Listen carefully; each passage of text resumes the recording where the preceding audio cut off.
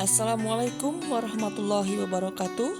Jumpa lagi dengan saya dalam Cerita Sunda. Cerita ini diambil dari buku saya sendiri yang berjudul Beja Keur Barudak. Kali ini saya akan menyajikan cerita Nyieun Bebedilan. Let's listen up. Nyieun Bebedilan. Nyoren bedil jika tantara kaasup cita-cita kalereaan barudak. Kataji ku tegepna jeung gagahna manggul bedil rek ngahadang musuh di medan perang. Rahayat ngerasa reueus sawa boga tangeuhan keluarga tantara.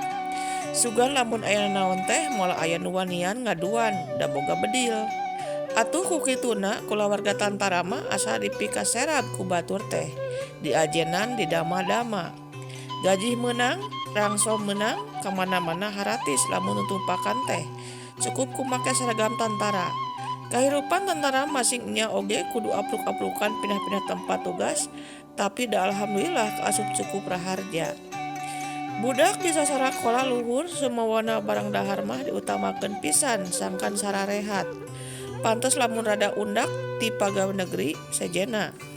Hanjakal tumarapna kanu boga pasipatan adigung, gede hulu mah anak-anak tantara sok rada minculak rasa maneh anak kolong. Tesieun aing mah da boga bapa tantara. Sifat sombong meh katingali dina rengkak paripola sapopoe. Teu kaop kasigeung babarian kabawa nafsu. Matak loba budak ngora nu sok garelut abong kena boga tanggelan. Beda jeung pamikiran budak bolon. Tantara nyoren bedil teh sok diturutan ku peperangan jeung babaturan. Teu hese nyieun bedilna da rajek tangkal cau di bibir imah. Tinggal negas ku bedog pongkol daun sawu dijieun bedil. Mimitina daun sawuna diala heula, terus dibesetan ku bedog kira-kira panjangna sajengkal. Geus dibesetan tuluy ditangtung-tangtungkeun. Samemeh dipake dicobaan heula dipapas ku leungeun besetan nu narangtung teh. Lamun disada berarti bedil teh geus bisa dipake peperangan. Barudak muru lapang gigireun kebon sawu. Urang di dieu nya peperanganana. Maman ngamimitian nyarita. Nyalah di dieu wae ngarah lega jeung bisa nyumput Kardi Mairan. Lukman nimbrung, alus ngarah bisa tiarap lamun rek nembak euy. Engkos Maido bari seuri, pantes da maneh mah ngan bisana ukur tiarap pungkul. Kumineng ditigas mah lila-lila tangkal cau teh bunas pongkolna. Atuh barudak digeundeung ku kolotna, tong mineng teuing beperangan. Lain ka areureun dikitukeun ku kolotna teh barudak kalah ka maceuh. Lulumpatan siliberik jeung baturna nu jadi soldadu Belanda atawa tentara Indonesia. Bari seuseurean jeung nyoroco sungut mertikeun sora bedil lamun kaparengan musuhna beunang. Cenah.